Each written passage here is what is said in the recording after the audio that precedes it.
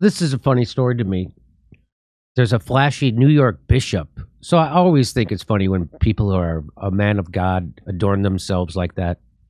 Like how Jesus did. Yeah, exactly. That's what Jesus did. The guy, He used to wear a cross. I mean, on his back, it was tiring, but people said it was too big. You need a cross that big, Jesus? But didn't they travel at night because they didn't have he didn't have shoes or something, and the ground was too hot, or I don't know. Oh, I don't know. What was Sam Kinison had a joke about that? That Jesus was so poor he couldn't even afford shoes, or I don't know. But it's just funny to see. But it's televangelists. But it's the Catholic Church. I mean, I'm sure the Pope shits on a cold toilet. I'm sure he eats. I'm sure he does. I would love to see the Pope's toilet. I bet it looks just like Trump's. Right? Anyway, so yeah, religious people are often scammy. And this guy, look what this guy happened. So he got robbed of $1 million in jewelry while he was doing a sermon. So the guy's wearing $1 million in jewelry. Oh, it was on him. Yeah, I'm pretty sure. Let's say $1 million in jewelry. I thought it was in a display case. A preacher known for his flamboyant lifestyle was robbed of more than $1 million in jewelry during a live stream sermon in the city of New York. Why would they say in the city of New York? Why wouldn't they say New York City? Why would they say in the city of New York? In the state of New York. New York State. Lamar Whitehead, he's 44 years old. He's vowed that the culprits won't get away with it, just like Jesus. Among the items taken from the flashy Rolls-Royce driving clergyman were Rolexes, diamonds, and emeralds. In the video, Mr. Whitehead is heard asking, "How many of you have lost your faith because you saw somebody else die?"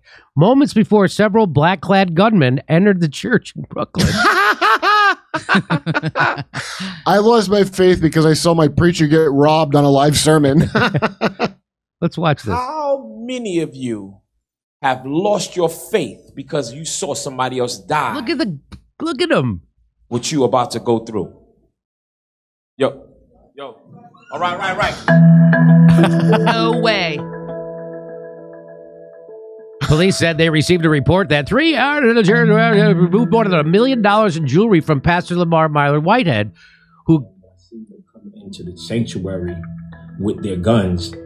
I told everybody, get out. Everybody just get out, right? Everybody get out. I didn't know if they wanted to shoot the church up or if they were just coming for a robbery. But he's not wearing anything now. Bishop's ring. He's wearing his karate outfit now? My wedding band. And took off my bishop's chain, and then I had chains underneath. my bishop's chain! And he started tapping my neck to see if anything else. So that means they knew.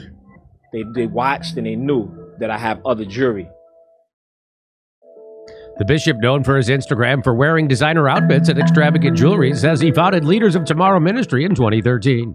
I know a lot of people are going to say, "Oh, well, why are you so flashy?" It's not about me being flashy. It's about me purchasing what I want to purchase, and it's my prerogative. What? His bio also says he was adopted as a mentee by then Brooklyn Bureau. I don't know. The bishop reported there were about 20 to 25 congregants present at the time. That's all?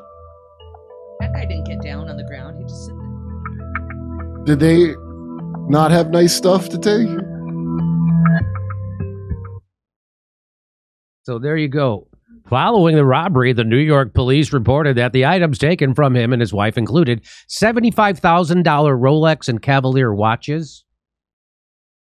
So if you give that guy money, he goes and takes it and buys a watch.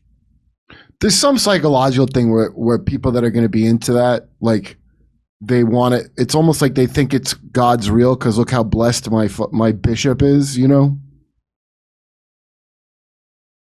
It doesn't make sense to me, but I know that people think like, they're like, oh, it's like if he didn't have all that on, there's a bunch of people, probably his followers would be like.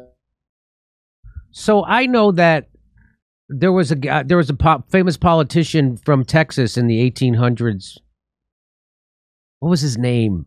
He has a very catchy name, and I can't remember it.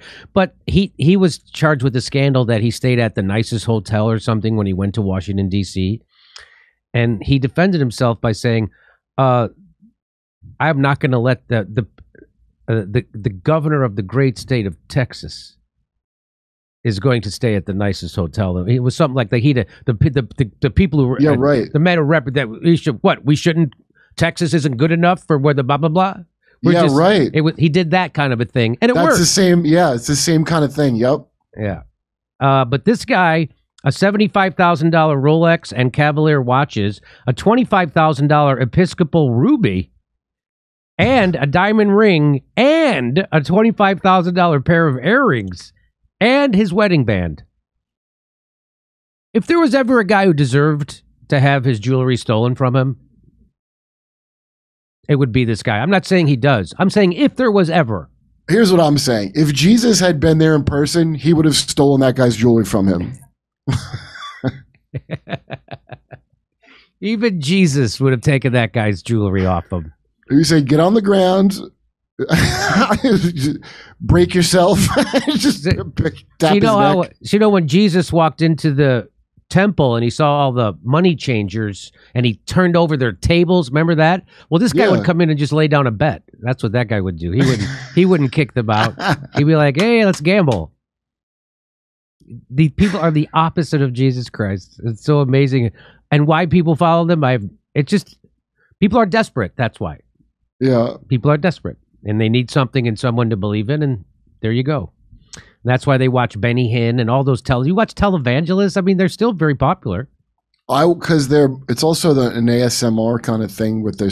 I used to watch them obsessively because I like to see their moves of how they like work the audience, you know? Uh-huh. So if you ever watch Marjo, that old documentary about that Steve Martin, when he made not My Blue Heaven, he made a movie called Leap of Faith that was based on Marjo. Marjo was saying how he got moves from Mick Jagger. And it's basically a bunch of old ladies were coming to see him because they wanted to see somebody do like those like rock and roll moves, but not rock music. They wanted to see like the charisma and the, the trance and, the other stuff. You see a guy dressed like a genie, I guess. Come see our stand-up comedy. We'll be in Los Angeles, Bakersfield, Indianapolis, Louisville, Cincinnati, Tulsa, Oklahoma City, Detroit, lots more. Go to jimmydorcomedy.com for a link for all our tickets.